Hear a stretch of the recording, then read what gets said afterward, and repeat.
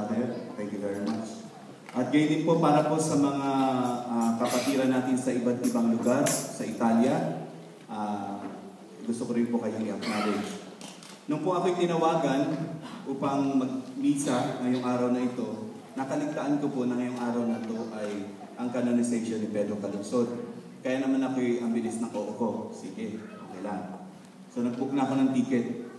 After 2 weeks, pagkatapos na ako'y mag-book ng ticket, may nagsabi sa akin, pupunta ka ba sa canonization ni Pedro Calungsod? Bigla ko ngayon naisip na umuo pala ako sa inyo.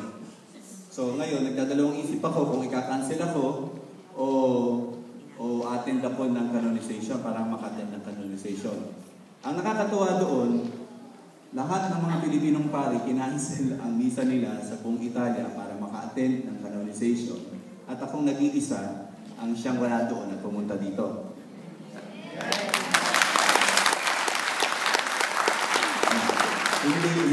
Hindi ko tinataas yung sarili ko. Ang katwiran ko lang naman simple. Ang importante, si Pope Benedict XVI kasi siya yung magka-canonize. At yung pangalawang importante, si Pedro Calungsod dahil siya yung magka-canonize. Kaya kahit wala si Father Lars, matutuloy yung canonization.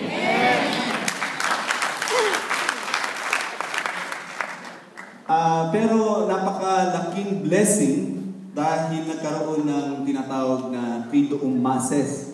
Tatlong sunod-sunod na misa sa 3 araw bago ang canonization day, which is today. At kahapon, naka-attend ako sa Santa Maria Maggiore. At dahil walang pasok, Sabado, nagpunta ako ng simba ko. At iyon siguro yung, if I have a regret, and that would be my regret siguro, yung pakiramdam. Kasi nung nandun ako sa misa, seeing the Filipinos overflowing doon sa Santa Maria Maggiore, kung napunta na kayo sa St. Mary Major, malaki rin naman yung basilika. Punong-puno talaga, wala kang makikita kundi mga mukhang Pilipino. Of course, mga Pilipino. And then at the back of the altar, nandoon ang napakaraming kaparian. At nung nag-umpisa na yung misa, nasa harapan namin ang napakaraming obispo. At of course, ang ating celebrant ay ang iba kundi si Cardinal Rosales. At sa gilid niya, nandun si Cardinal Vidal. So, seeing that, I mean, nararamdaman ko at that moment kung gaano kaswerte na nandoon ako. Para siguro si Peter nung transfiguration moment na, Lord, it is good to be here. And I uttered it to myself na, Lord, thank you because it is good to be here. Ano yung masarap na pakiramdam na yun? Masarap na pakiramdam, hindi lang sa nakikita mo napakaraming Pilipino. Hindi lang sa narinig mo napakagandang kanta ng choir. Hindi lang sa nakikita mo napakaraming mga Pilipinong pari o may kardinal o mga obispo. Yung pakiramdam that we represent the church. Dahil sa pagsasama-sama natin yun bilang mga Pilipino, nakikita natin ngayon yung halaga ng role natin sa simbahan at kung gaano tayo kapalad at tayo ay mayroong simbahan. Sapagkat sa grasya ng Diyos, sa pamamagitan ng kanyang banal na simbahan, tayo ay nagkakaroon at patuloy na nagkakaroon at tumatanggap ng kaligtasan at ng biyaya. So siguro ito yung napakasarap na feeling. Actually, natapos na yung canonization, nag-umpisa ng alas 10, alauna na ngayon. So probably the Filipinos there are scattered all around St. Peter's Basilica. Siyempre, picture-picture, yung mga Pilipino. At siyempre, yung sharing na napakaganda ng moment na yun. Of course, nandito tayo sa Brescia at nagbibiwang din tayo ng anniversary ninyo. Na isa rin namang napakagandang selebrasyon. So, huwag tayong malungkot. Hindi ako nalulungkot na wala ako doon. Dahil ang importante nga, si Pope Benedict at si Pedro Calungsod. Pumunta ngayon tayo sa homily. Introduction ko lang po yun. Ang sabi kasi sa akin, 3 oras daw ako. So, ano ang ebanghelyo natin ngayon? At tamang-tama ito sa canonization day ng ating pangalawang santo na si Pedro Calungsod. Is it about life of faith o life of faith? Ano pagkakaiba? Tagalogin mo na, Father. Ito ba ay buhay ng tadhana o buhay ng pananampalataya? Is it faith or faith? Okay. Maraming madalas nating marinig kapag ang pinag-uusapan na yung buhay, hindi natin pwedeng hindi pag-usapan ang kapalaran o tadhana. Madalas ito ang ginagamit nating sagot sa mga katanungan ng buhay na hindi maarap ng ating isipan. Kaya nga, madalas nating usali na, halimbawa sa isang nagkahiwalay, kapag kayo, ano man ang mangyari sa bandang huli, kayo pa rin. O kaya naman, yung ibang salita na, kapag oras mo na, kahit magtago ka, kahit anong gawin mo, oras mo na. O kaya naman, yung pamosong salita ni FPJ na, kapag puno na ang sarap, dapat ka ng kalusin. Ibig sabihin, sa buhay natin, madalas nating sabihin ang mga katagang ito sapagkat ito lamang ang sagot natin sa mga katanungan na hindi natin pwedeng maintindihan. Dahil life itself is a mystery. And for us to discover a mystery is you have to live life. Kasi ang pag-reveal ng misteryo ay yung kung paano tayo mabuhay sa araw-araw. Mystery unveils itself by how we live each day. Doon natin nalalaman ang kasagutan. Pero, kung ang buhay pala natin ay nakaasa sa tadhana, kung sinasabi natin, wala tayong magagawa, yun talaga ang kapalaran. Kapalaran mo yan, tadhana mo yan, tanggapin mo yan. Kung ganoon ang ating prinsipyo sa buhay, na ang buhay ay nakasentro sa tadhana, magkakaroon tayo ngayon ng question doon sa tinatawag natin, paano na? Ano na ang mangyayari sa freedom of will natin? Sa kakayahan nating mamili. Kung ang tadhana natin, ikaw kapatid, iyan ka na talaga. Wala ka ng ibang choice. Paano ngayon yung question, paano yung freedom of will natin? God has given us the freedom to choose. And God, in this particular situation, is powerless. Kung ang Diyos, tinatawag natin almighty and all-powerful, pagdating sa usapang freedom of will, God is powerless. Hindi pwedeng makialam ang Diyos sa pagdidesisyon natin. Tayo ang nagdidesisyon, oo, hindi. Pula, o itim, o puti. Yun lang. Ang Diyos, nililid tayo towards goodness, of course. Kung ano ang mabuti para sa atin. Pero sa bandang huli, at the end of the day, we will be the one who will choose. Walang pakialam ang Diyos dyan. Kaya sinasabi natin, at that precise moment, God is powerless. Ngayon, yun nga ang tanong, kung tadhana mo na yan, ano pa ang choice natin? So dito, ngayon papasok na ang buhay natin ay hindi lang buhay na nakatuon sa kapalaran, kundi buhay na nakatuon sa pananampalataya. Because we have the capacity to choose between what is good and what is evil. To do what is good and to avoid what is evil. Meron tayong kakayahan na pumili. Kaya nga, marami sa atin na hindi pumapayag na pag sinabing, diyan ka na lang. Hindi pumapayag, hindi. Hindi ako habang buhay mahirap. Gusto kong umangat sa buhay. Gusto kong makatapos, gusto kong yumaman, gusto kong may marating. Sa pinatutunayan dito na ang eksaktong pamamaraan na ito ay hindi pamamaraan ng buhay na nakaasa sa tadhana, kundi buhay na nakaasa sa pananampalataya. Dito ngayon nakapaloob sa buhay na ito na ang pananaw at ang paggawa ay nakatuon sa pananampalataya, ang isang katotohanan na ang buhay natin, ang buhay kapalaran, ay buhay pananampalataya. Yung buhay na may kakayahang magtiwala, may kakayahang umasa, may kakayahang maghintay, at may kakayahang magtagumpay. Sa ating ebanghelyo ngayon, narinig natin ang magkapatid na Juan at Tiago na nangahasingin ang kanilang kapalaran kay Jesus. Ang paupuin sila sa kanyang kanan at sa kanyang kaliwa. They want to make sure that they have a place, a sure place, when the time Jesus takes His throne. Dito sa bagay na ito, there are two things that we can learn from this. Ano yung dalawang bagay na pwede nating matutunan sa sitwasyon na ito? Una, na yung dalawang magkapatid na si Juan at Tiago, they really do not know that they have a superficial idea kung ano ang messianic role ng ating Panginoong Hesukristo. Para sa kanila at para sa isipang mga Hudyo, ang idea ng Messiah is the one who will sit on the throne at pagkatapos magiging victorious. Yung nakaupo sa trono na parang hari. na magpapalaya sa kanila sa lahat ng pagkaalipin nila. Iyon ang idea ng typical na Hudyo, na ang isang Messiah na pupunta ay yung uupo sa trono at magiging hari natin. A mighty one, a mighty king. Pero, dito natin makikita na i-clarify ni Jesus Christ sa kanila na actually, ang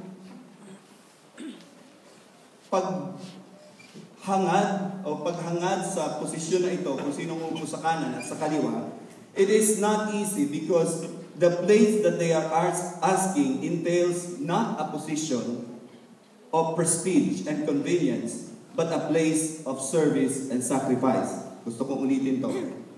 Na pinaunawa sa kanila ni Kristo that what they are asking is not easy because the place that they are asking entails not a position of prestige and convenience, but a place of service and sacrifice. Pangalawang bagay na pwede nating matutunan sa Ebanghelyo natin ngayon. Itong sitwasyon na ito, dito natin makikita that this is the prologue of the Last Supper. Na kung saan, makikita natin sa Last Supper, na-realize ngayon yung sinasabi ni Kristo na iinumin niyo ba ang kopa na iinuman ko? At tatanggapin niyo ba ang bautismo na tatanggapin ko? Anong ibig sabihin nito? Anong pinapaunawa sa atin dito?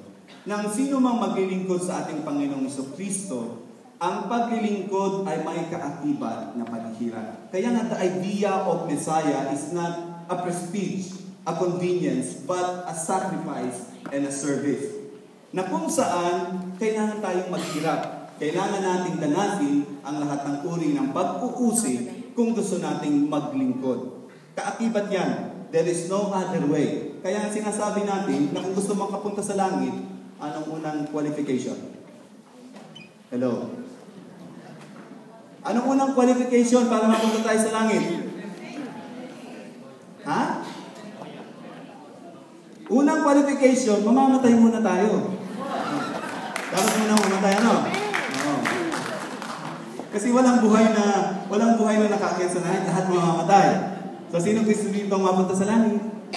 Taas ang kamay. Sino gusto dito mamatay? Hindi po pwede. Gusto mo pumunta sa langit, taas mo yung kamay mo. Gusto mo mamatay, taas mo yung kamay mo. Ako, mataas talaga ang kamay ko. Pero sinasabi ko, Lord, wag mo na po ngayon. Sila muna po, wag mo na po. Yun naman ang buhay natin, di ba? Una-una lang naman. Mauna na kayo. May papang gagawin. So this is the realization and this is the prologue of the Last Supper, na kung saan makikita natin ang discrepancy, ang contradiction sa ating mga tao. Dito sa Ebanghelyo natin, nakikita natin how bold the two brothers in asking Jesus na ibigay sa kanila ang posisyon sa kanan at sa kaliwa. Kung titingnan natin ay i-advance natin ang pagbabasa natin at pupunta tayo sa Last Supper, which is the start of the realization ng paghihirap ni Kristo. Ni isang oras niya, hindi man lang makagising para samahang magdasal ang ating Panginoon sa oras ng kanyang paghihirap. Tapos dito ngayon, maririnig natin kung gaano sila katapang at kalakas ang loob na hingin na sila paupuin sa kanan at kaliwa. Nung nahuli na ang ating Panginoon sa Kristo, nung siya ay naghirap na at lalo na nung siya'y napako sa krus, siguro kung makakapagsalita lang ating Panginoon sa Kristo sa kanila, were you there when they crucified my Lord? Were you there? Nasaan kayo? O sasabihin nyo, Father, di po ba, pag nakita natin yung crucifixion scene, nandun si St. John. Si St. John, di ba?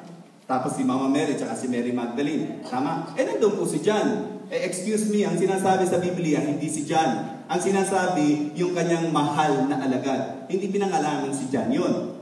So, it could be any other alagad. Ibig sabihin, hindi mo pwedeng gamitin na nandun si John. Ang gusto kong ipunto kung gaano katapang at kalakas ng loob ang dalawang magkapatid na hingin ang posisyon na ito nung dumating na ang pagkakataon na inumin nyo ang kopa na inuman ko at tanggapin nyo ang baptismo na tatanggapin ko, nasaan sila. Siguro magandang reflection to sa bawat isa sa atin. Tayong lahat na tinawag dito at nagsasabi lagi ng praise the Lord, hallelujah, amen. Tayong lahat dito na nagsasabing lingkod ako ni Yahweh, kawal ako ni Jesus. Siguro magandang tanungin natin sa ating sarili, kung gaano tayo katapang na sabihin na anak ako ni Yahweh El Shaddai, woo, hallelujah, amen. Siguro ganun din tayo dapat katapang na tanggapin yung kaakibat na hirap, yung kaakibat ng mga challenges ng paglilingkod natin at pagsasabi natin, kawal ako ni Jesus, anak ako ni Yahweh El Shaddai. Anong nangyayari sa atin? Anong nangyayari kadalasan? Mainam lang sa salita, kulang sa gawa. Purihin natin ang Diyos. Kaya nga napakaganda ng taon ngayon.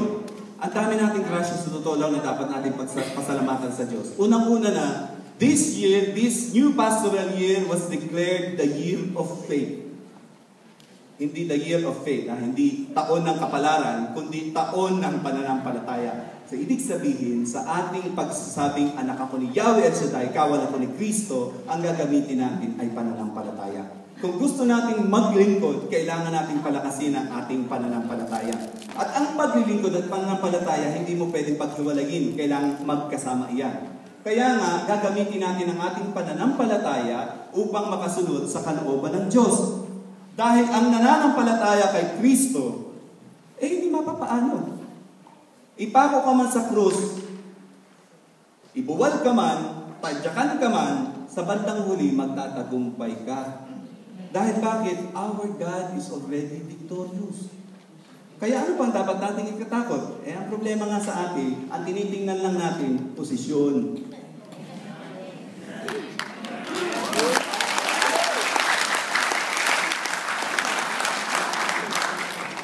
Parang daming nasa mid. Bigyan naman ng tubig.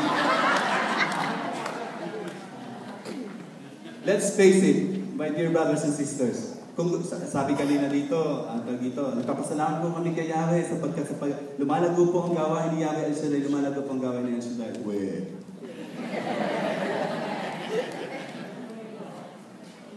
Nasaan ang paraan ng paglago? Nasa posisyon ba? Ang paraan ng paglago ay kung paano mo isabuhay yung pananampalataya mo sa ating Panginoong Jesucristo.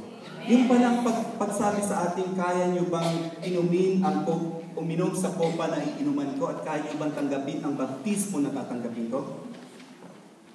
Kaya po namin. Siguro kung mayroon tayong magandang matututunan kay Tiago at kay Juan sa pagkakataong ito, yung pagsasabi nating kaya po namin.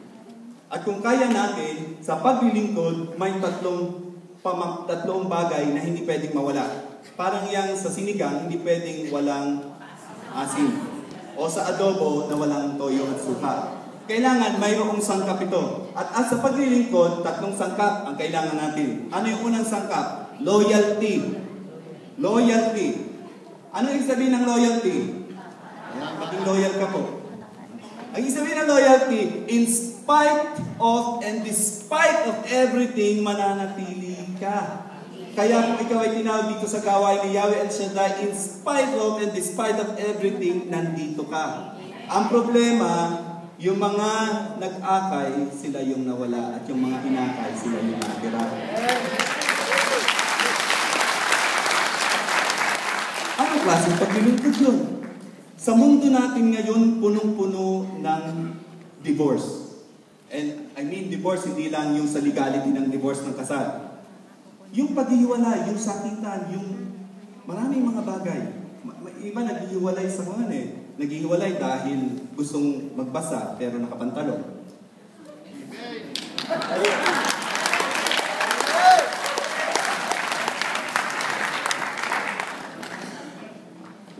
Ito lang ang sasabihin ko.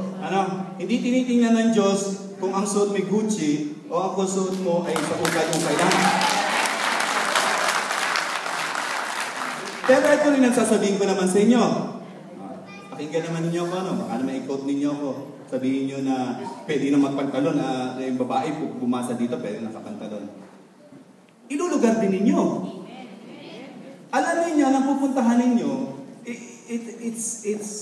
it's the question of how you really well understand kung ano yung pananampalataya mo, kung sinong pinananampalatayanan mo. Kasi sa totoo lang, ako mataas ang respeto ko sa ating servant leader na si Brother Mike. Kasi po bago ako naging pare, ako PL Shaddai sa Taiwan. Kaya naman po napakalaki ng utang na loob ko sa mga kapatiran. At kaya naman, kahit na ako'y maraming ginagawa, hindi ako makahindi pagka ang El Shaddai na tumatawag sa akin. Napakataas ng respeto ko sa kanya, pero sa totoo lang po, ito pong gawain na ito, hindi gawain ni Brother Mike. Ano? Gawain po ito ng ating Panginoong Yahweh. Anong ibig kong sabihin dito? Hindi ko sinasabi sa inyo, lapastanganin niyo yung ating servant leader. Mahalin natin ang ating servant leader at ginamit siya ng ating Panginoon. Pero, huwag tayong matali sa mga rules and regulations na nakakapagpabigat sa atin para imbis na lumago tayo, mawala tayo. Pero, hindi rin naman yun magiging dahilan ninyo para maging complacent. The rules na bakit ang babae kailangan nakapalda at ang lalaki naman dapat nakaporma na ganito, hindi yan binigay lang dahil fit lang ni Brother Mike na, gusto ko sa mga babae nakapalda, ha? At gusto ko sa mga lalaki nakapantalon. Hindi lang fit yan. Yung rule na ibinigay na yan, may kaakibat yan na wisdom kung bakit. Kaya nga, sa paglilingkod, kung nalalaman mo kung ano yung pinaglilingkuran, sino ang pinaglilingkuran mo, mauunawaan mo kung ano ang rason kung bakit mayroong ganitong pamantayan at panuntunan. Kaya, hindi na dapat pinagkakagalitan kung ikaw ay magbabasa at nakapantalong ka. Hindi ka dapat magalit dahil hindi ka pinagbasa. Sister, nakapantalong ka nga, ang usapan, nakapalda. Pero hindi naman, dahil sa pag-ibig, hindi mo naman ipapahiya na, nakapantalong ka kasi, kaya hindi ka pwede. Paano kung wala na magbabasa, siya na lang natitira? Hindi nyo pagbabasahin ng salita ng Diyos dahil, hindi tayo doon sa napaka-steep na mga rules and regulations. Pero alam nyo, hindi steep ang rules and regulations kung talagang naunawaan natin ang wisdom na nakapaloob dito. Kaya nga, dito papasok yung loyalty. Dahil sa maliliit na bagay na ito, umaalis. Sa maliliit na bagay na ito, humihiwalay. Samantalang sa paglilingkod, ang kinakailangan, loyalty. That despite and in spite of everything, mananatili tayo sa ating pinaglilingkuran. Pangalawa, napalabok. Sabi ko sa inyo palang ito, introduction Pangalawa, obedience. Obedience. Sa amin pong mga relihiyoso, napaka-importante ng obedience. Hindi po ito yung obedience na, halimbawa sabi ko nga doon sa mga taga-Bologna, hindi yung obedience na pag sinabi ni Sister Semi, umakyat ka sa dormitory at tumalong ka, akit ka sa dormitory at katatalon. Hindi yun ang obedience. Ang obedience, kaya siguro natin ang ating mahal na ina. Ang ating mahal na ina ay nakinig. Pangalawa, hindi takot magtanong. Nagtanong ang ating mahal na ina nung siya'y dinalaw ng anghel at sinabing siya'y magiging ina ng kataas-taasan. Hindi takot magtanong ang mga taong sumusunod. Pangatlo, siya rin yung tao na handang ibigay ang kanyang sarili. The one who submits to the will of God.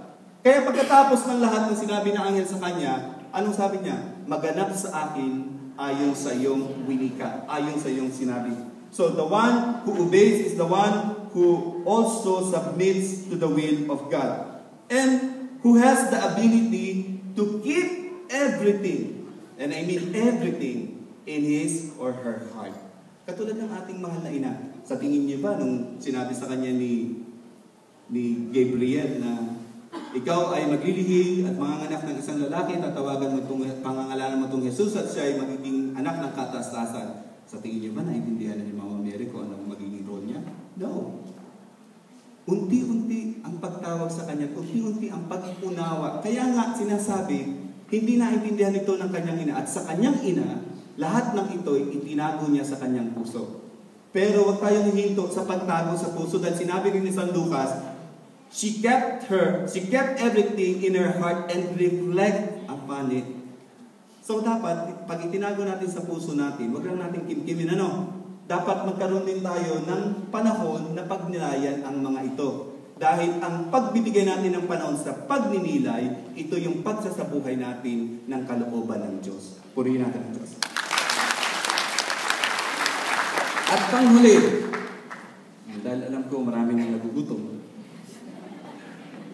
panghuling flavor na hindi dapat mawala, ang una, loyalty. Ang pangalawa, obedience. At ang pangatlo, humility. Humility. The one who is bold enough to admit that apart from the grace of God, he or she is incapable, or as the words of the song utter, not because of who I am, but because of what you've done. Not because of what I have done, but because of who you are. Amen.